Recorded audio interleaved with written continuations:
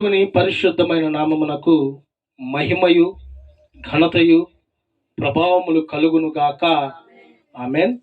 మన ప్రభువును రక్షకుడైన యేసు క్రీస్తు ప్రభు వారి శక్తివంతమైన ప్రశస్తమైన పరిశుద్ధమైన నామమున ప్రభు సన్నిధిలో కూడి ఉన్న దేవుని బిడ్డలైన మీ అందరికీ నా నిండు హృదయపూర్వకపు వందనములు, ప్రత్యేకపు శుభములు తెలియపరుస్తున్నాను. సర్వ సృష్టిని సృష్టించిన సృష్టికర్త అయిన నా దేవుడు మిమ్మల్ని సమృద్ధిగా ఆశీర్వదించి దీవించును గాక. ఆమేన్. మంచిది. శ్రేష్టమైన ప్రాముఖ్యమైన సమయంలోనికి మనం వచ్చి ఉన్నాము. దేవుని మాటలు శ్రద్ధగా ఆలకిద్దాము. ఈరోజు వాక్య వర్తమానం ఏమైనదంటే నిబ్బరము కలిగి ఉండుడి. చాలా మంది వారి జీవితాల్లో నిబ్బరముగా, ధైర్యముగా, దేవుని కృపలు, దేవుని దయలు ఎదుగుటకు ఆలోచన లేకుండా వ్యర్థమైనటువంటి తలంపులు, వ్యర్థమైనటువంటి విషయాలు ఆలోచన కలిగి వారి జీవితంలో ఎన్నో శోధనలు, వేదనలు, నిట్టూర్పులు, నిందలు ఎదురవుతూనే ఉన్నాయి. కానీ పరిశుద్ధ లేఖనటువంటి దేవుని యొక్క మాటలు తెలియపరుస్తున్న విధానం ఏమైనదంటే నిబ్బరము కలిగి ఉండుడి. నిబ్బరము కలిగి ఉండి చేయవలసినవి ఏమిటంటే నిబ్బరము కలిగి మెలకుగా ఉండి ప్రభుని ప్రార్థించే వారిగా దేవుని బిడ్డలు ఉండాలి. రెండవదిగా నిబ్బరము కలిగి కృపా విషయమై సంపూర్ణ నిరీక్షణ కలిగి ఉండాలి. మూడవదిగా నిబ్బరము కలిగి జాగ్రత్తగా ఉండాలంట. నా ప్రియ దేవుని బిడ్డలారా, ఈ రోజుల్లో ఈ లోకంలో జీవిస్తున్నటువంటి మనము నిబ్బరము కలిగి ఎందుకు ఉండాలంటే అపవాదిగాడు పొంచి ఉన్నాడు. అనేక రకాలుగా మనల్ని సమస్యలు మన మీదకి తేవాలని, మనకి నిందలు తేవాలని, అవమానపరచాలని, హేళన చేయాలని అనేకమైనటువంటి విషయాలు అపవాదిగాడు పొంచి ఉన్నప్పటికీ మనము నిబ్బరము కలిగి, నిబ్బరమైన బుద్ధి గలవారమై మెలుకు కలిగి ఉండేవారిగా ఉండాలి. ఆ మాట మనం చూద్దాం. పేతురు రాసిన మొదటి పత్రిక 5వ అధ్యాయము 8వ వచనంలో దేవుడు మనతో మాట్లాడుతున్న మాట, నిబ్బరమైన బుద్ధి గలవారై మెలకుగా ఉండుడి. మీ విరోధి అయిన అపవాది గర్జించు సింహం వలె ఎవరిని మిరుగుదా అని వెదుకుచూ తిరుగుచున్నాడు. అపవాది గడు ఏం చేస్తున్నాడు? ఎవరు దొరుకుతారా, ఎవరు నా పుట్టలో పడతారా, ఎవరికి నేను గాలం వేయాలని గర్జించు సింహం వలె ఎదుగుతా ఉన్నాడంట. వాడు వెదుకుతున్నప్పుడు మనం ఎలా కనపడాలంటే నిబ్బరము కలిగి ధైర్యముగా దేవుని కృపలో, దేవుని దయలో, దేవుని యొక్క అడుగు జాడలో నడిచేవారిగా మనము కనపడాలి. నా ప్రియ దేవుని బిడ్డల, చాలా మంది మనుషుల యొక్క జీవన విధానం ఎలాగుంటుందంటే నేను ధైర్యంగా ఉన్నా, నేను యథార్థంగా ఉన్నా, నేను పరిశుద్ధంగా ఉన్నానని అంటూ ఉంటారు. వారి యథార్థత, వారి ధైర్యము, వారి భక్తి, వారి పరిశుద్ధత దేవునికి తెలియపరచబడుతూ ఉంటుంది. హల్లెలూయా. కనుక ఈ శ్రేష్టమైనటువంటి సమయంలో మనము నిబ్బరము కలిగి ఉండాలి. ఎలా జీవిస్తే నిబ్బరము కలిగి ఉంటాం, ఎలా జీవిస్తే దేవుని దయలో ధైర్యముగా ఉంటాం, ఎలా జీవిస్తే నీతిమంతులుగా మనం జీవిస్తాం అన్నది చాలా క్లుప్తంగా దేవుని యొక్క మాటలు మనం చూద్దాం. అందుకని ఇక్కడ ఉన్నటువంటి మాటలు, నిబ్బరమైన బుద్ధి గలవారే మెలకుగా ఉండుడి. మనం బుద్ధి కలిగి ఉండాలి. కొంతమందిని మనం చూస్తూ ఉంటే వీడికి బుద్ధి లేదురా అంటూ ఉంటారు, ఈ అమ్మాయికి బుద్ధి లేదంటూ ఉంటారు. కానీ మనం ఏ బుద్ధి కలిగి ఉండాలంటే నిబ్బరమైన బుద్ధి, అది దైవ సంబంధమైనటువంటి బుద్ధి, జ్ఞానము కలిగి ఉండేవారిగా ఉండాలి. ఎందుకంటే నా ప్రియ దేవుని బిడ్డలారా, అపవాదిగాడు మనల్ని పాప సంబంధమైనటువంటి స్థితిలో పడవేయటానికి పొంచి ఉన్నాడు. ఒకవేళ మనం నిబ్బరము కలిగి ధైర్యము గుండి దేవుని కృపలో, దేవుని దయలో ఎదుగుతున్నప్పటికీ అపవాదిగాడికి మనలో ఉన్న లోపం తెలుసా తెలీదా? తప్పకుండా తెలిసిద్ది. ఒకవేళ నీ నేత్ర లోకమా నీకేదో చూడకూడదని చూపిస్తాడు. ఒకవేళ నీ కడుపు సంబంధించినటువంటి ఆహారం సంబంధించినటువంటి ఆశ నీకేదో ఒకటి చూపిస్తూ ఉంటాడు. ఒకవేళ శరీర సంబంధమైనటువంటి ఆశ శరీరానికి సంబంధించి ఆలోచన చేస్తుంటాడు. కానీ మనము దైవ సంబంధమైనటువంటి బుద్ధి దేవుని ద్వారా పొందుకొని దేవుని కృపలో ఎదిగేటువంటి నడిపింపు మనం కలిగి ఉండాలి. అయితే ఏ విషయంలో మనం నిబ్బరం కలిగి ఉండాలంటే మొదటి మాట మనం చూస్తే బుద్ధి నిబ్బరము కలిగి ఉండాలి. ఆ మాట చూద్దాం. పేతురు రాసిన మొదటి పత్రిక 1వ అధ్యాయము 13వ వచనంలో చూద్దాం. కాబట్టి మీ మనస్సు అను నడుము కట్టుకొని నిబ్బరమైన బుద్ధి గలవారై యేసు క్రీస్తు ప్రత్యక్షమైనప్పుడు మీకు తేబడు కృపా విషయమై సంపూర్ణ నిరీక్షణ కలిగి ఉండుడి. ఇక్కడ మనం చూస్తా ఉంటే నిబ్బరమైనటువంటి బుద్ధి కలిగి, బుద్ధిలో నిబ్బరం కలిగి ఉండాలంట. కాబట్టి అది కలిగి ఉండాలంటే మనం ఏం చేయాలంటే మీ మనస్సును నడుము కట్టుకుని నిబ్బరమైన బుద్ధి గలవారై, మన మనస్సుని కట్టుకునేవారిగా, అనగా మన మనసుని మనం అదుపులో పెట్టుకునేవారిగా ఉండాలి. చాలా మందిని మనం చూస్తూ ఉంటే ఏదో చేద్దాం, ఏదో సాధిద్దాం, ఏదో చెందుతాం అనుకుంటా ఉంటారు. కానీ చివరికి వచ్చేలకి ఏదో అయిపోతూ ఉంటాయి వారి జీవితాలు. కానీ నా ప్రియ దేవుని బిడ్డలారా, దేవుని యొక్క బుద్ధి, దేవుని యొక్క జ్ఞానము, దేవుని యొక్క కృప, దేవుని యొక్క కాపుదల, దేవుని యొక్క గొప్ప ఆత్మ ఫలాన్ని ఎవరైతే పొందుకుంటారో వారి హృదయం నిండా దేవుని వాక్యము ద్వారా నింపబడతారు. వారి హృదయం నిండా ప్రభువుని ప్రార్థిస్తారు. వారు హృదయపూర్వకంగా దేవునికి కృతజ్ఞత బుద్ధులై ఉంటారు. హృదయపూర్వకంగా సమస్త విషయాల్లో దేవుణ్ణి మహిమపరిచేటువంటి స్థితి వాళ్ళు కలిగి ఉంటారు. దేవునికి మహిమ కలుగును గాక. ఆమేన్. కనుక ఏ విషయంలో నిబ్బరము కలిగి ఉండాలంటే మనం మొదటగా బుద్ధిలో నిబ్బరము కలిగి ఉండాలి. మనకు తెలుసుగా బుద్ధి గల కణికలు, బుద్ధి లేని కణికలు. బుద్ధి గల వారు ఏం చేశారు? మెలకువ కలిగి ఉన్నారు. పరలోక రాజ్యంలో దేవుడు వస్తున్నప్పుడు దేవుని కొరకు కనిపెట్టుకొని ఉన్నారు. బుద్ధి లేని వారు ఇంకా లేదులే, ఇంకా ఉందలే, ఇంకా అని ఆలోచన కలిగి ఉన్నాడు. ఇప్పుడు ఉన్నటువంటి దినాలు చూస్తూ ఉంటే చాలా మందిని, అయ్యా రక్షణ పొందయ్యా, బాప్తిసం పొందుగయ్యా, దేవుని సన్నిధికి రాయ్యా, నీ జీవితం, నీ బ్రతుకు, నీ స్థితిగతులు మార్చుకో అంటే ఎప్పుడో మా చిన్నప్పటి నుంచి చదువుతున్నారు. రెండో రాకడ ఇంతవరకు లేదు అంటున్నాడు. దేవుడు రెండో రాకడకి ఆలస్యం అవడానికి కారణం ఏంటంటే ఇంకా తన బిడ్డలో రక్షణ పొందటానికి, ఇంకా తన బిడ్డలో తన యొక్క కృపలో తన సన్నిధిలో నడిపించడానికి దేవుడు ఆలస్యం చేస్తున్నాడు. కనుక బుద్ధి కలిగినటువంటి వారు దేవుని యొక్క బిడ్డలుగా ఎదుగుతారు. బుద్ధి కలిగినటువంటి వారు దైవ బుద్ధి కలిగి దేవుని కృపలో నడుస్తారు. అందుకనే బుద్ధిలో నిబ్బరం కలిగి ఉండు. రెండో మాట మనం చూస్తే మనస్సులో నిబ్బరం కలిగి ఉండాలంట. మనస్సులో నిబ్బరం కలిగి ఉండాలి. ఇందా మనం చదువుకున్నాం. ఇదే పేతురు రాసిన మొదటి పత్రిక 5వ అధ్యాయం 8వ వచనంలో నేను చదువుతాను చూడండి. నిబ్బరమైన బుద్ధి గలవారే మెలకుగా ఉండుడి, మీ విరోధి అయిన అపవాది గర్జించమలో ఎవరిని మింగుదురని వెదుకుచున్నాడు. అయితే మన మనస్సులో ఒక నిబ్బరం కలిగి ఉండాలి. నేను దేనికి జడియకూడదు, నేను దేనికి భయపడకూడదు. నాకు అపవాది కాదు, వాళ్ళ తరపున ఎవరొచ్చినా కానీ నా పక్షాన ఎవరున్నారు? దేవుడు ఉన్నాడు నా పక్షాన. ఈ సర్వాన్ని సృష్టించిన సృష్టికర్త నాకు తోడుగా ఉన్నాడు. ఈ దేవుడు నా పక్షాన ఉన్నాడు కనుక నేను దేనికి భయపడను, జడిలని అపవాదిగాని జయించేటువంటి మనసు మనం కలిగి ఉండాలి. ఆ మనస్సు మనం కలిగి ఉండాలంటే నిత్యము ప్రార్థన, నిత్యము కృతజ్ఞత, నిత్యము దేవుని బిడ్డగా ఈ లోకంలో మనం జీవించాలి. కనుక ఏ విషయంలో మనం నిబ్బరం కలిగి ఉండాలంటే మొదటగా బుద్ధిలో నిబ్బరము కలిగి ఉండాలి. రెండవదిగా మనస్సులో నిబ్బరము కలిగి ఉండాలి. ఇంకో మాట మనం చూడగలిగినట్లయితే నిబ్బరము కలిగి ఉండాలి అంటే అసలు మనం ఏం చేయాలి? అవునా కదా? దేవుని వాక్యం తెలియపరిచింది నిబ్బరము కలిగి ఉండు. ఏ విషయాల్లో నిబ్బరం కలిగి ఉండాలన్నది మనం విన్నాం. అయితే నిబ్బరం కలిగి ఉండాలంటే అసలు మనం ఏం చేయాలి? మొదటిగా నీతిగా జీవించాలంటండి. ఏం చేయాలి? నీతిగా, నమ్మకముగా, దేవుని యందు భయము భక్తి కలిగి జీవించే వారిగా మనము ఉండాలి. చూద్దాం మాట. యెషయా గ్రంథము 33వ అధ్యాయము, యెషయా గ్రంథము 33వ అధ్యాయము 17వ వచనంలో ఆ మాట మనం చూస్తున్నాం.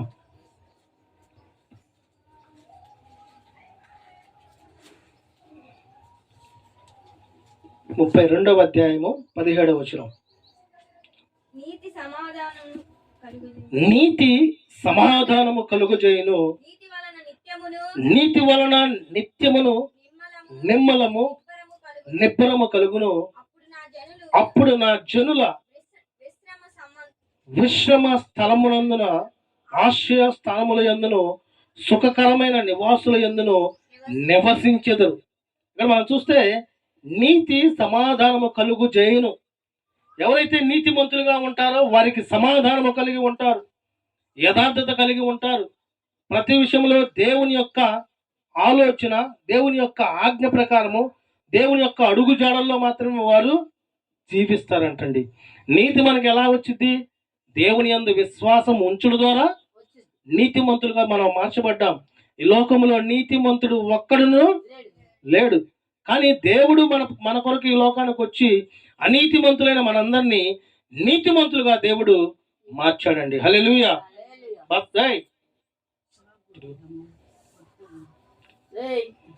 కనుక నిబ్బరము కలిగి ఉండాలంటే మనం ఏం చేయాలంటే నీతిగా జీవించాలండి. ఒక వ్యక్తి నీతిగా జీవించాలంటే కష్టమే, అవునా కదా? అబ్బో ఏమైందా బాబు మొన్నటి దాకా ఎట్ట పడితే అట్ట మాట్లాడింది, ఏది పడితే ఇప్పుడేం బైబిల్ తీసుకొని పాడుతున్నా పోతే నీతి అంటుంది అని మనం నీతిమంతులుగా ఉన్నా పక్కన వాళ్ళు ఏం చేస్తారంటే అనీతిమంతులుగా మార్చాలనే ఆలోచన కలిగి ఉంటారు. పాపం వాళ్ళ తప్పిదం కాదు, అపవాది గడు వారిలోకి చొరబడి మన నీతిమంతులుగా ఉంటే వాడికి ఇష్టం లేదు కదా, అనీతిమంతులుగా మార్చాలని ఆలోచన కలిగి ఉంటాడండి. కనుక నా ప్రియ దేవుని బిడ్డలారా, ఈ లోకములో నీతి కలిగినటువంటి నీతిమంతులుగా జీవించినటువంటి మన దేవుని యొక్క ఆలోచన కలిగి మనము నీతిమంతులుగా జీవించాలి. ఆయన నీతి అనేటువంటి వస్త్రముని మనం నిత్యము కప్పుకొని ఆ వస్త్రపు చెంగుని ముడితే విరోధకరమైనటువంటి స్త్రీ ఎలాగైతే నీతిమంతురాలుగా పరిశుద్ధపరచబడిందో మనం కూడా మన నీతిని దేవునిలో కనపరిచే వారికి మనం ఉండాలి. హల్లెలూయా. కనుక నీతి ఏం చేసింది? సమాధానం కలుగజేసిందంట. చాలా మంది కూడా సమాధానం లేదు, గొడవలు, ఇబ్బందులు, సమస్యలు, నిట్టూర్పులు అన్ని చెబుతూ ఉంటారు. కానీ నీతిమంతులు ఏం చేస్తారు? నెమ్మదిగా ఉంటారు, ఆనందంగా ఉంటారు, సంతోషంగా ఉంటారు. ఏం వచ్చిద్దో ఏమి లేదు మనకు అవసరం లేదు. వాళ్ళు డబ్బులు ఇచ్చారు, వీళ్ళు డబ్బులు ఇచ్చారు, మనకు అవసరం లేదు. దేవుడు ఉన్నాడు, దేవుడు చూసుకుంటాడు. హల్లెలూయా. అవునా కదా? ఇప్పుడు అదే గోల. ఆ గొంతులో ఏం జరుగుతుంది, ఈ సందులో ఏం జరుగుతుంది, వాళ్ళు ఇచ్చారా వీళ్ళు ఇచ్చారని. కానీ నా ప్రియ దేవుని బిడ్డలారా, మనం నిబ్బరం కలిగి ఉండాలి. దైవ సంబంధమైనటువంటి జ్ఞానంతో మనం నింపబడితే మనకి ఏది కావాలో అది దేవుడు తప్పకుండా ఇవ్వకుండా మానడు. హల్లెలూయా. కనుక నిబ్బరం కలిగి ఉండాలంటే మనం ఏం చేయాలి? మొదటగా నీతిగా జీవించాలండి. చాలా మంది నీతిమంతులుగా జీవించి వారి జీవితాల్లో ఎన్నో అద్భుత కార్యాలు చేయలేదా? నీతిగా జీవించి వారి జీవితాల్లో ఉన్నతమైనటువంటి స్థితిలో దేవుడు ఉంచలేదా? అంత గొప్ప దేవుని యొక్క బిడ్డలైనటువంటి మనము కూడా ఈ లోకములో నిబ్బరం కలిగి నీతిగా జీవించాలని వాక్యము తెలియపరుస్తుంది. రెండోది మనం చూడగలిగినట్లయితే ఆయన కొరకు కనిపెట్టుకునే వారిగా ఉండాలి. దేవుని కొరకు కనిపెట్టుకునే వారిగా ఉండాలి. మాట చూద్దాం. కీర్తనలు 31వ కీర్తన, కీర్తనలు 31వ కీర్తన 24వ వచనం చదువుకుందాం. యెహోవా కొరకు కనిపెట్టు వారలారా, మీరందరూ మనస్సున ధైర్యము వహించి నిబ్బరముగా నుండి అంట. అంటే దేవుని కొరకు కనిపెట్టుకునేటువంటి బిడ్డలారా, మీరందరూ మనస్సున ధైర్యము వహించుడి. కొంతమందిని మనం చూస్తూ ఉంటే పైకి అంత ధైర్యం ఉన్నట్టుంటారు, ఏమన్నా అయిందంటే అటు ఇటు చూస్తే కనపడరు, వాళ్ళు ఏడుంటా కూడా తెలియదు. కనుక మనం ఏం చేయాలంటే దేవుని కొరకు కనిపెట్టుకునే ఉండేవారిగా ఉండాలండి. మనుషుల్ని మనం కనిపెట్టుకుని ఉండాల్సిన పని లేదు. దేవుని కొరకు కనిపెట్టుకునే వారిగా మనం ఉంటే దేవుడే మనల్ని హెచ్చిస్తాడు, దేవుడే మనల్ని నడిపిస్తాడు, నిబ్బరమైనటువంటి బుద్ధి దయచేస్తాడు, నిబ్బరమైనటువంటి మనసు దయచేస్తాడు, నిబ్బరమైనటువంటి నడవడిక దయచేస్తాడు. పరిశుద్ధాత్మ ద్వారా సమస్త విషయాలు దేవుడే మనల్ని బలపరుస్తాడు, స్థిరపరుస్తాడు, తన కృపలో మనల్ని ముందుకి నడిపిస్తాడు. హల్లెలూయా. కనుక మనం ఎవరి కొరకు కనిపెట్టుకోవాలి? దేవుని కొరకు మాత్రం మనం కనిపెట్టుకుని ఉండేవారిగా ఉండాలి. అందుకనే యెహోవా కొరకు కనిపెట్టుకునే వాళ్ళారా, మీరందరూ మనస్సును ధైర్యం వహించి నిబ్బరముగా నుండి. మనందరం మనస్సును ఎందుకు ధైర్యం కలిగి ఉండాలంటే దేవుడు ఉన్నాడు మన మనస్సులో. మనలో ఎవరున్నారు? దేవుడు ఉన్నాడు. ఆత్మ ద్వారా దేవుడు మనలో జీవిస్తున్నాడు కనుక మనం దేనికి భయపడాల్సినటువంటి పని లేదు. ఆత్మని బలపరచాలి, ఆత్మీయ శక్తులు మనం నిలబడాలి. ఆత్మీయమైనటువంటి కృపావరములు మనం పొందుకోవాలంటే నిత్యము మనము నిబ్బరము కలిగి మెలకువ కలిగి ప్రభువుని మాత్రమే కొనియాడేవారిగా, ప్రభువుని మాత్రమే గణపరిచేవారిగా ఉండాలి. హల్లెలూయా. కనుక ఆయన కొరకు కనిపెట్టుకునే వారిగా మనము ఉండాలి. ఎప్పుడైతే దేవుని కొరకు కనిపెట్టుకొని జీవిస్తామో మనం, దేవుడు మనల్ని విడిచిపెట్టేవాడు కాదు. అయ్యో నా బిడ్డలు నా కొరకు కనిపెట్టుకొని మొరపెడుతున్నారు, వారు అడిగిన దానికంటే, వారు ఊహించిన దానికంటే గొప్ప కార్యము నేను చేయబోతున్నాను అని దేవుడు తప్పకుండా జరిగిస్తాడు. హల్లెలూయా. కనుక ఆయన కొరకు కనిపెట్టుకోవాలి. మూడవదిగా ప్రభువు దగ్గర ధైర్యము తెచ్చుకోవాలంట. దేవుని దగ్గర ధైర్యము తెచ్చుకోవాలి. ఈ మాటలు విన్నాక ఎప్పుడు మనం జడేయటం లేదు, భయపడటం లేదు. వాళ్ళ మాటలకు మనం ఉలిక్కి పడాల్సినటువంటి పని మనకి లేదు. ఎందుకంటే దేవుడు మనల్ని ఏం చేయమంటున్నాడంటే నిబ్బరము కలిగి ఉండమన్నాడు, ధైర్యము కలిగి ఉండమన్నాడు. ప్రభువు దగ్గర ధైర్యాన్ని మనం తెచ్చుకోవాలని తెలియపరుస్తున్నాడు. కీర్తనలు 27వ కీర్తన 14వ వచనంలో ఆ మాటలు మనం చూద్దాం. యెహోవా కొరకు కనిపెట్టుకొని ఉండుము, ధైర్యము తెచ్చుకొని నీ హృదయమును నిబ్బరముగా నుంచుకొనుము. యెహోవా కొరకు కనిపెట్టుకొని ఉండుమని మరొక మారి అక్కడ కింద తెలియపరుస్తూ ఉంటూ ఉన్నారు. కనుక మనం దేవుని కొరకు కనిపెట్టుకుని ఉండేవారిగా ఉంటూ ధైర్యము తెచ్చుకోవాలి. ఎవరి ద్వారా? దేవుని ద్వారా ధైర్యపరచబడాలి. దేవుణ్ణి ప్రార్థించి, దేవుని వాక్యాన్ని ధ్యానించి, దేవుని యొక్క సన్నిధిలో ఉంటూ దేవుని యొక్క ఆజ్ఞ ప్రకారం జీవించేవారు తప్పకుండా ధైర్యముగా ఉంటారు. వారి ప్రార్థన దేవుడు వింటాడు. వారి జీవితంలో దేవుడు ఉంటాడు. వారి ఆశ, వారి ఆలోచన, వారి తలంపులు సమస్తము దేవుడు జరిగిస్తాడు. ప్రతి విషయంలో కూడా దేవుడు ముందుగానే వారికి కావాల్సిన సమస్తము కూడా దయచేయకుండా మానడు. హల్లెలూయా.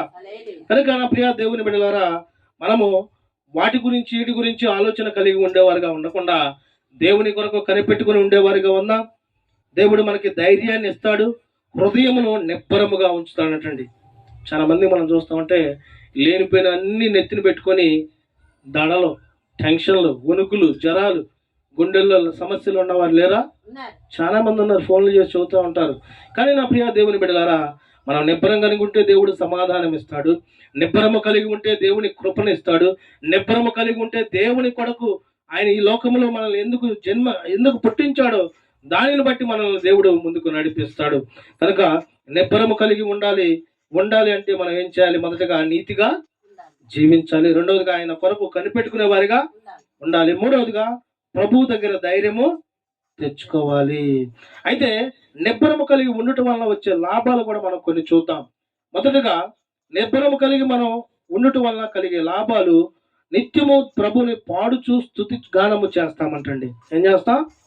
నిత్యము దేవుణ్ణి ప్రార్థిస్తూ స్తుతి గానము చేస్తూ దేవుళ్ళు ఆనంద భక్తులమై ఉంటారంట. ఆ మాట చూద్దాం. కీర్తనలు 57వ కీర్తన, కీర్తనలు 57వ కీర్తన 7వ వచనాన్ని చదువుకుందాం. నా హృదయము నిబ్బరగానున్నది దేవా, నా హృదయము నిబ్బరముగానున్నది, నేను పాడుచూ స్తుతిగానము చేసిందని కీర్తనకారుడు తెలియపరుస్తున్నాడు. మన హృదయం ఇప్పుడు ఎలా ఉండాలి? నిబ్బరముగా ఉండాలి. నేను పాడుచూ స్తుతిగానము చేసేవారిగా మనము ఉండాలి. ఇందాక మనం ప్రభువుని పాటల ద్వారా స్తుతించి దేవుని స్తుతిగానం మనం చేసాం. అది ఎలా ఉండాలంటే నిబ్బరముగా ఉండాలి. ప్రభు సన్నిధిలో మనకు ఉన్నంతసేపు మనకి వేరే ఆలోచన ఎప్పుడు కూడా మన దరిదాపులోకి రానివ్వకూడదు. ప్రభు సన్నిధిలో ఉన్నప్పుడు ప్రభు మనతో ఉన్నాడు. మనం చేసే స్తుతి, మన ప్రార్థన, మన పాటల ధూపము ప్రభు దగ్గరికి వెళ్తుంది. కనుక మన మనస్సు, మన ఆలోచన, మన తలంపులు, మన యొక్క ఊహలన్నీ కూడా ఏమై ఉండాలంటే ప్రభు నా పక్షాన ఉన్నాడు, నాకున్న సమస్యలన్నీ దేవుడికి చెప్పుకోవాలి, నా యొక్క ఉన్నటువంటి ఇబ్బందులు దేవుడికి తెలియపరచాలి, నాకు ఇచ్చిన ఈ జీవితాన్ని బట్టి ప్రభువుకి నేను కృతజ్ఞతాబద్ధున్నై ఉండాలనేటువంటి మనసు మనం కలిగి ఉండాలి. అందుకని మనం ఇంటి దగ్గర నుంచి వచ్చేటప్పుడు ఏం చేయాలి? ప్రార్థన చేసుకుని, దేవా ఏ ఆలోచన తీసేయ్యా, ఏ తలంపులు తీసేయ్యా, ప్రతి విషయంలో కూడా ప్రభువా నీవు నాతో మాట్లాడు, నా హృదయాన్ని సరిచేయి, నన్ను ఆత్మీయతలో ముందుకు నడిపించు, ఆత్మీయ శక్తిని, బలాన్ని, కృపని దయచేయని ప్రార్థన చేసుకొని మనం గనక ప్రభు సన్నిధికి రాగలిగినట్లయితే అపవాదిగాడు మన దరిదాపులో కాదు కదా, ఈ ఆటంకాలు కూడా మనకి రావు. హల్లెలూయా. కనుక మనం ఏం చేయాలంటే మన హృదయములో నిబ్బరము కలిగి ఉండాలి. ఎవరైతే హృదయములో నిబ్బరము కలిగి ఉంటారో వారు ప్రభుని పాటలతో మహింపరుస్తారు, స్తుతిగానము చేస్తారు, ప్రభుకి కృతజ్ఞతాబద్ధులై నిత్యము ప్రభువుని కొనేటువంటి స్థితి వాళ్ళు కలిగి ఉంటారు. రెండవదిగా మనం చూస్తే అపవాది నుంచి తప్పించబడతారంట. నిబ్బరం కలిగి మనం ఉండటం వల్ల మనం కలిగే లాభం, మొదటిగా నిత్యము ప్రభువుని ప్రార్థిస్తూ కీర్తిస్తూ గణపరిచేవారుగా ఉంటాం. రెండవదిగా అపవాది నుంచి తప్పించబడతారు. మనం చదువుకున్న పేతురు రాసిన మొదటి పత్రిక 5వ అధ్యాయము 8వ వచనంలో మొదటిగా మనం చూసిన మాటలు, నిబ్బరమైన బుద్ధి గలవారే మెలకువగా ఉండుడి, మీ విరోధి అపవాది గర్జించే మొదలు ఎవరిని మింగుదురని వెతుకుతూ తిరుగుచున్నాడు. అయితే మనము నిబ్బరము కలిగి ఉండటం వలన అపవాది గాని మనం గుర్తెరగగలం, అపవాది గాని మన దరిదాపులో కూడా రానివ్వగలం. అపవాది గాని మనకి వెంటరవుతున్నప్పుడే మనం మెలకువ కలిగి ప్రార్థనా జీవితాన్ని కలిగి ఉంటాము. హల్లెలూయా. కనుక అపవాది గారు ఈ రోజుల్లో రావటం చాలా సింపులే మన దగ్గరికి, అవునా కదా? కానీ మనం నిబ్బరం కలిగి ఉండి దేవుని బిడ్డలుగా జీవిస్తూ దేవుని కృపలో, దేవుని దయలో, దేవుని వెలుగులో మనం ఉంటే వెలుగున్న అక్కడ చీకటి ఉంటుందా? ఉండదు. చీకటి ఉన్న అక్కడ వెలుగు ఉండదు. కనుక మనము నిత్యము ప్రభు యొక్క ప్రకాశవంతమైన వెలుగులో ఉంటూ నిబ్బరము కలిగి ఉండాలి. దేవుని బిడ్డలు ఏ విషయాల్లో భయపడకూడదు, ఏ మనుషులకి భయపడకూడదు, ఎటువంటి లోక సంబంధమైనటువంటి వ్యక్తులకి దేవుని బిడ్డలు భయపడకూడదు. కానీ ఆయన్ని సృష్టించిన దేవునికి భయపడేటువంటి స్థితి కనుక కలిగి ఉంటే ఈ లోకంలో ఎవ్వరికి భయపడకుండా ఉన్నతమైనటువంటి స్థితిలో ఉంచడానికి దేవుడు కృప దయచేయును గాక. ఆమేన్. కనుక అపవాది నుంచి దేవుడు తప్పకుండా తప్పిస్తాడంట. మూడవదిగా మనం చూస్తే మనం నడిచే మార్గం అంతట్లో దేవుడు తోడై ఉంటాడంటండి. మనం చేసే ప్రతి పనిలో, మన ఆలోచనలో, మన తలంపుల్లో మనం నిబ్బరము కలిగి ఉంటే దేవుడు మన పక్షాన ఉంటాడంట. చూద్దాం ఆ మాట. యెహోషువ గ్రంథం 1వ అధ్యాయము, యెహోషువ గ్రంథం 1వ అధ్యాయము 9వ వచనంలో ఆ మాట చూద్దాం. నేను నీకు ఆజ్ఞ ఇచ్చున్నాను కదా, నిబ్బరం కలిగి ధైర్యముగా నుండుము, దిగులు పడకము, జడియకము. నీవు నడుచు మార్గం అంతటిలో నీ దేవుడైన యెహోవా నీకు తోడై ఉండును. నిబ్బరం కలిగి ధైర్యము గుండు, దిగులు పడకు, జడియకు. ఎప్పుడు నిన్ను విడువాడు, నిన్ను మరువాడు, యేసే నీ తోడు. హల్లెలూయా, ఆమేన్. హల్లెలూయా, ఆమేన్. హల్లెలూయా. కనుక మనం నిబ్బరం కలిగి ధైర్యముగా ఉంటే దేవుడు ఏం చేస్తాడంటే మనల్ని నిబ్బరము కలిగి ధైర్యముగా ఉండము, దిగులు పడకము. చాలా మందికి అంత దిగులు, అయ్యో నాకు అది కాలేదు, ఇది కాలేదు, అయ్యో నాకు రాలేదు, దిగులు పడతారు. అదేవిధంగా జడియకము. అపవాదిగాడు ఏం చేస్తాడంటే మొదటగా మనల్ని భయపెడతాడండి. అనేకమైనటువంటి విషయాల్లో జడుకుని తెప్పిస్తాడు. మనం ఒంటరిగా ఏదైనా ప్రాంతానికి వెళ్తున్నప్పుడు ఆడ ఏముండదో పెట్టదో ఏదో ఒక నీడను చూసామనుకో, ఆ నీడలోనే మనకు ఒక తలకాయ, ఒక కాళ్ళు, ఒక చేతులు, చమ్మో ఏదో నా ఎమిడి పడుతుందని భయపడే వాళ్ళు లేరా? ఉన్నారు. కొంతమంది మాటలు చెబుతా ఉంటే, అమ్మో ఆ గొంతుకు పోతే పలానా రోజు అదంటే ఆ గొంతుకి అనుకోకుండా పోతుంది అనుకో, అప్పుడు గుర్తొచ్చింది పాపం. ఎప్పుడు గుర్తురాదు, ఆ గొంతులు వెళ్ళేటప్పుడే గుర్తొచ్చి, అయ్యో ఈ గొంతులోకి వచ్చా ఇప్పుడు నాకేదో అవుతుంది అనిపించింది అనుకున్నట్టే వెనకాల ఏదో చెట్టు లేకపోతే గాలి ఏదో సౌండ్ వచ్చి కుక్క ఏదో మూలిగింది అనుకో, ఇక పరిగే ఇంటికి అమ్మాయి ఇంక నలుగురు ఎదురికి చెప్పి వస్తూ ఉంటది. కనుక దేవుని బిడ్డలు ఎప్పుడు కూడా దిగులు పడకూడదండి, జడియకూడదు. నీవు నడుచు మార్గం అంతటిలో నీ దేవుడైన యెహోవా నీకు తోడై ఉంటాడు. హల్లెలూయా. మనం చేసే ప్రతి పనిలో, మన నడవడికలో, మనం చేసే ప్రతి ఆలోచనలో దేవుడు మనకు తోడై ఉండును గాక. ఆమేన్. చివరిగా మనం చూస్తే నిబ్బరం కలిగి ఉండటం వల్ల కలిగే లాభాలు, ఆత్మలో పాడుచు గానము చేస్తామంట. పరిశుద్ధాత్మతో నింపబడి దేవుణ్ణి పాడుచు స్తుతిగానము చేస్తామంట. చూద్దాం మాట. కీర్తనలు 108వ కీర్తన, కీర్తనలు 108వ కీర్తనలో ఆ మాట దేవుడు మనకు తెలియపరుస్తున్నాడు. మొదటి వచనములో, దేవా నా హృదయము నిబ్బరముగానున్నది, నేను పాడుచు స్తుతి గానము చేస్తాను, నా ఆత్మ పాడుచు గానము చేయును. దావీదు భక్తుడు తెలియపరుస్తున్నాడు, కీర్తనాకారుడు, దేవా నా హృదయము నిబ్బరముగా ఉన్నదండి. ఈ మాటలను బట్టి నీ హృదయం ఎలా ఉందో ఒకసారి ఆలోచన చేసుకోవాలి. నీ హృదయం డబ్బుల కొరకు ఆలోచన కలిగి ఉందా? లేకపోతే లోక సంబంధమైన ఆశల కొరకు ఆలోచన కలిగి ఉందా? లేకపోతే వ్యర్థమైన తలంపుల గురించి ఆలోచన కలిగి ఉందా? వాటన్నిటిని తుడిచిపెట్టి వాటన్నిటిని శుద్ధి చేసుకొని దేని కొరకు ఆలోచన కలిగి ఉండాలంటే, దేవా నా హృదయం నిబ్బరముగా నున్నదయ్యా, నేను దేనికి జడేను, భయపడను, దిగులు పడను, నేను ధైర్యముగా ఉంటాను. ప్రతి విషయంలో కూడా నేను పాడుచు స్తుతి గానము చేసేదను, నా ఆత్మ పాడుచు గానము చేయను. నేను అంతమంది కూడా చెప్పాను, చాలా మంది పాటలు పాడుతూ ఉంటారు. ఎట్ట పాడతారంటే మనుషులకి కనపడాలని. అవునా కదా? నేను పాడితే నా ఊరోళ్ళంతా కూడా, వాళ్ళందరూ కూడా ఎంతో మెచ్చుకుంటారు. అసలు నా పాటకి ఇంక తిరుగు లేదనుకుంటా ఉంటారు. నీ పాట ఊళ్ళో వాళ్ళు మెచ్చుకోవచ్చు, పాస్టర్ గారు మెచ్చుకోవచ్చు, అందరూ మెచ్చుకోవచ్చు, కానీ దేవుని దగ్గరికి వెళ్తుందో లేదో మనం చూడాలంటే అది ఆత్మతో పాడాలంటండి. ఆత్మతో పాడాలి. మీరు కీర్తనలు, మీరు పాటలు పాడుడి, ఆత్మీయమైనటువంటి నడిపింపుతో కూడిన పాటలు పాడాలంట. మన జీవితంలో దేవుడు చేసిన కార్యాలను బట్టి కూడా మనం పాటల రూపంలో ప్రభువుని మహింపరిచేవారిగా ఉండాలంట. దేవునికి మహిమ కలుగును కాక. ఆమేన్. సారీ. కనుక మనము నా ఆత్మ పాడుచు గానము చేయుచుందని భక్తుడు తెలియపరుస్తున్నాడు, దావీదు భక్తుడు. కనుక నా ప్రియ దేవుని బిడ్డలారా, మనల్ని నిబ్బరము కలిగి ఉండమని పరిశుద్ధాత్ముడు ఈరోజు మనకి తెలియపరిచాడు. ఎందుకు నిబ్బరము కలిగి ఉండాలంటే అపవాదిగాడు గర్జించే వాళ్ళే సింహం వల్లే ఎవరిని మింగుదా అని ఎదురు చూస్తూ ఉన్నాడండి. కనుక ఎవరైతే నిబ్బరమైనటువంటి బుద్ధి గలవారే మెలకువ కలిగి ప్రార్థన యందు దేవుని కృప యందును దయ యందును ఎదుగుతూ ఉంటారో ఆ అపవాదిగాడు వారిని చూసి పారిపోయేటువంటి స్థితి దేవుడు దయచేయును గాక. ఆమేన్.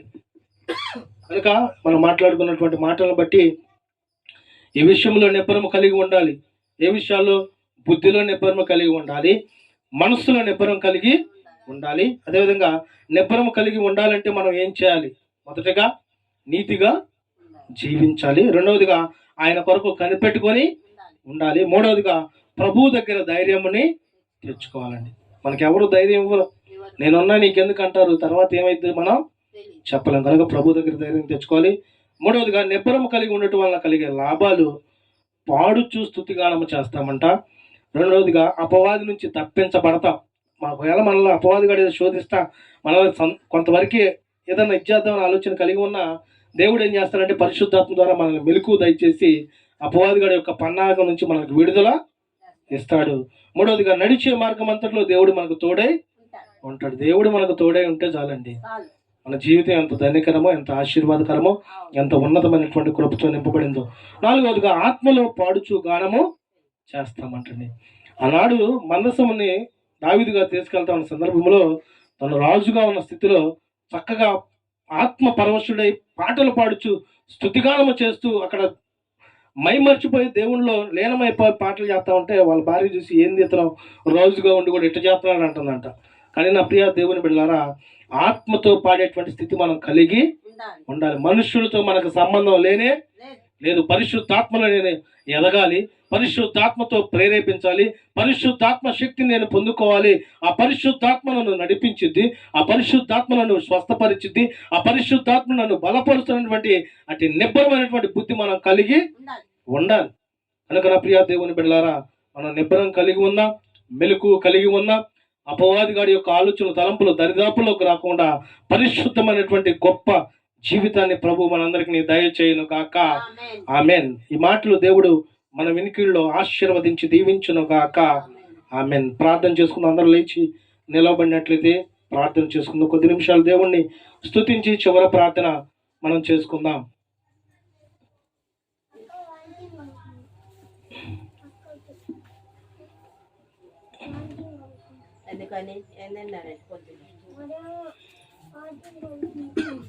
ప్రార్థన చేసుకుందాం.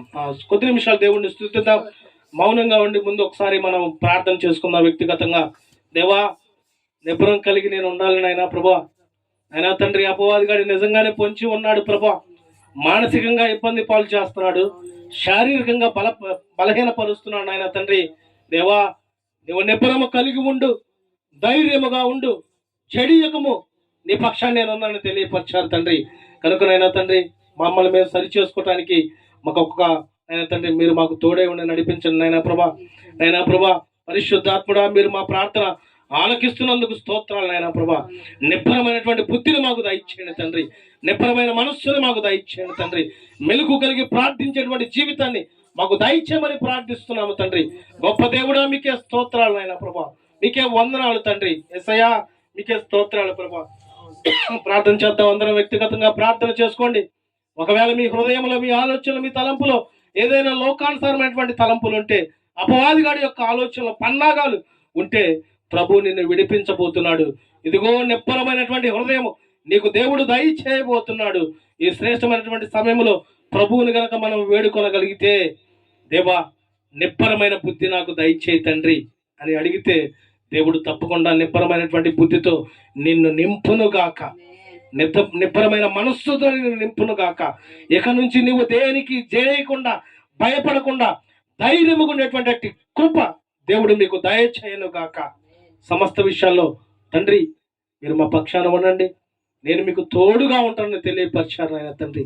నైనా ప్రభా, ఆత్మతో నింపబడి పరిశుద్ధాత్మ ద్వారా నేను స్తుతించి, కీర్తించి, మహిమపరిచి కొనియాడేటువంటి అట్టి పరిశుద్ధాత్మతో నీ బిడ్డలు మీరు నింపమని ప్రార్థిస్తున్నాను తండ్రి. సమస్త విషయాల్లో మీరే తోడై ఉండి బలపరిచి స్థిరపరచమని దేవా, మీరే సమస్త విషయాల్లో తండ్రి మమ్మల్ని నడిపించమని ప్రార్థిస్తున్నాను తండ్రి. పరిశుద్ధుడా మీకే స్తోత్రమయ్యా, గొప్ప దేవుడా మీకే స్తోత్రం, నమ్మదగిన మా దేవా మీకే స్తోత్రమయ్యా. స్తుతి స్తుతి, స్తోత్రం స్తోత్రం స్తోత్రం. నీ ఉంటే నాకు చాలు యేసయ్యా, నీ వెంటే నేను ఉంటానేసయ్యా అన్న పాడదాం బిగ్గరగా. నీ ఉంటే నాకు చాలు యేసయ్యా, నీ వెంటే నేను ఉంటానేసయ్యా. నీ మాట చాలయ్యా, నీ చూపు చాలయ్యా, నీ తోడు చాలయ్యా, నీ నీడ చాలయ్యా. నీ మాట చాలయ్యా, నీ చూపు చాలయ్యా, నీ తోడు చాలయ్యా, నీ నీడ చాలయ్యా. నీ ఉంటే నాకు చాలు యేసయ్యా, నీ వెంటే నేను ఉంటానేసయ్యా. ఎన్ని బాధ ఇబ్బందులైనను, ఎంత కష్టమొచ్చినా నిష్ఠూరమైనను, ఎన్ని బాధ ఇబ్బందులెదురైనను, ఎంత కష్టమొచ్చినా నిష్ఠూరమైనను, నీ మాట చాలయ్యా, నీ చూపు చాలయ్యా, నీ తోడు చాలయ్యా, నీ నీడ చాలయ్యా. నీ మాట చాలయ్యా, నీ చూపు చాలయ్యా, నీ తోడు చాలయ్యా, నీ నీడ చాలయ్యా. నీ ఉంటే నాకు చాలు యేసయ్యా, నీ వెంటే నేను ఉంటానేసయ్యా. నీ ఉంటే నాకు చాలు యేసయ్యా, నీ వెంటే నేను ఉంటానేసయ్యా. మహాపరిశుద్ధుడా, పరలోకపు తండ్రి, గొప్ప దేవ, మీకే స్తుతులు స్తోత్రాలు వందనాలు తెలియపరుస్తున్నాము తండ్రి. దేవా పరిశుద్ధాత్ముడా, ఈ పరిశుద్ధ దినం రోజున తండ్రి, ఈ ఉదయకాల ప్రార్థన తండ్రి మీకు మహిమాతకరంగా మీరు జరిగించిన విధానాన్ని బట్టి మీకు స్తోత్రాలు ప్రభా. మీరు మాట్లాడిన ప్రతి మాటను నాయన తండ్రి వీరు హృదయంలో నాటబడుటకు మీరు కృపదాయి చేదురు గాక. ఆయన ప్రభా, నీ బిడ్డలు ఎవరు కూడా లోక సంబంధమైనటువంటి స్థితిలో భయపడకుండా, అపవాదిగాడి ఉచ్చులో పడకుండా నిబ్బరము కలిగి ధైర్యంగా ఉండటకు మీరు కృపదాయి చేదురు గాక. నీ బిడ్డలు ప్రార్థన చేసుకున్నారు తండ్రి, వారిలో ఏమైనా లోపాలుంటే సరి చేయండి ప్రభా. వారిలో తండ్రి అపవాదిగాడి యొక్క తలంపులు ఆయన తండ్రి, అపవాదిగాడి యొక్క ఉచ్చులు ఏమైనా ఆలోచన కలిగి ఉంటే మీరు విడిపించండి ఆయన తండ్రి. గర్జించిన మూల ఎవరిని మింగుదురాని అపవాదిగాడు పొంచి ఉన్నాడు తండ్రి. నజరేయుడైనటువంటి యేసు నామములో అపవాదిగాడిని మీరు లయపరచుదురు గాక. అపవాదిగాడి యొక్క తలంపులు మా దరిదాపులోకి రాకుండా మీరు కృపతో నింపుదురు గాక. మీరే తోడై నడిపించిన ప్రభా. ప్రార్థనలో ఎక్కిపించిన ప్రతి బిడ్డను బట్టి పేరు పేరున ప్రార్థిస్తున్నాం. ఈ బిడ్డలను మీరు కాచి కాపాడండి తండ్రి. వారు చేసే పనుల్లో, రాకపోకల్లో, సమస్త విషయాల్లో మీరే తోడై ఉంటున్నందుకు మీకు స్తోత్రాలు తెలియపరుస్తున్నాము దేవా. ఇదిగో ప్రభా, దూరాన సమీపాన నీ మాటలు ఆలకిస్తున్నటువంటి నీ బిడ్డలందరిని బట్టి, ప్రార్థనలు ఏకీపిస్తున్న బిడ్డలందరిని బట్టి ప్రార్థిస్తున్నాను తండ్రి. మీరు కృపతో నింపండి ప్రభా. ఈ వాక్యం అనే శబ్దంతో నీ మాటలు వింటున్న నీ బిడ్డలందరూ కూడా హృదయ మార్పుని దయచేయండి తండ్రి. పరిశుద్ధ పరచండి ప్రభా. నీ రక్షణ అనేటువంటి భాగ్యాన్ని పొందేటువంటి కృపను దయచేయమని ప్రార్థిస్తున్నాను తండ్రి. మెలకు కలిగి, బుద్ధి కలిగి, మనసు నిబ్బరం కలిగినటువంటి మనసు కలిగి ఉండి నడిపించండి ఆయన తండ్రి. ఆత్మ ద్వారా పాడేటువంటి కృప దయచేయండి ప్రభా. నీ కృపలో నిబ్బరపరిచి ధైర్యపరచమని మీరే తోడై ఉండి నడిపించమని ప్రార్థిస్తున్నాను తండ్రి. ఈ ప్రాంతం చుట్టూ ఉన్న ప్రతి కుటుంబాన్ని పేరు పేరున మీరు దీవించండి, ఆశీర్వదించండి. అనారోగ్య సమస్య ఉన్న వారిని స్వస్థపరచండి. ఆర్థిక ఇబ్బందులు ఉన్న వారు లేవనెత్తండి. గర్భఫలం లేని వారికి గర్భఫలం దయచేయండి. సమస్త విషయాల్లో నీ నామాన్ని హెచ్చించి నీ బిడ్డలందరూ కూడా నీ సన్నిధికి నడిపించమని ప్రార్థిస్తూ, రక్షణ భాగ్యం లేని బిడ్డలు కూడా రక్షణ పొందేటువంటి కృపను దయచేయమని ఈ ప్రార్థన అంతని బట్టి మీకే మహిమ, మీకే ఘనత, మీకే ప్రభావములు చెల్లిస్తూ నజరేయుడైన యేసుక్రీస్తు ప్రభువారి పరిశుద్ధమైన నామమున అడుగుచున్నాము మా తండ్రి, ఆమేన్. ప్రభు మనకు నేర్పిన ప్రార్థన చేద్దామండి. పరలోకమందున మా తండ్రి, నీ నామం మనకి పరిశుద్ధపరచును గాక, నీ రాజ్యం మాకు వచ్చును గాక, నీ చిత్తం పరలోకమందు నెరవేరపరచినట్లు భూమి అందు నెరవేరబడిన గాక. మాకు కావాల్సిన అనుదిన ఆహారం నేడు మాకు దయచేయము. మా రుణస్తులు మేము క్షమించిన ప్రకారము మరణములు క్షమించుము, మమ్మల్ని శోధనలోకి తేక దుష్టు నుంచి తప్పించుము. ఎందుకంటే రాజ్యము, బలము, మహిమయు నిరంతరము నీవై ఉన్నావు తండ్రి. Amen, amen, amen. ఇప్పుడు మన తండ్రి అయిన దేవుని యొక్క ప్రేమయు, కుమారుడు క్రీస్తు యొక్క కృపయు, ఆదరణకర్తైన పరిశుద్ధాత్మక సన్నిధి సహవాసమును ఈ ప్రార్థనలో కూడిన బిడలకును, దూరాన సమీపాన దేవుని మాటలు ఆలకిస్తున్నటువంటి బిడలకును, వారికి దేవుడు నిబ్బరమును, ధైర్యమును ఇచ్చి వారి జీవితాల్లో దేవుడు తోడై ఉండి, ఇది మొదలుకొని దేవుడు సమస్త విషయాల్లో వారి పక్షాన తోడే ఉండి వారిని ఆశీర్వదించి దీవించును గాక. ఆమెన్. మన ప్రభు అయిన యేసుక్రీస్తు ప్రభు వారి కృప మీ అందరికీ తోడైండును గాక. ఆమెన్. మీ అందరికీ హృదయపూర్వక వందనాలు తెలియజేస్తున్నాను.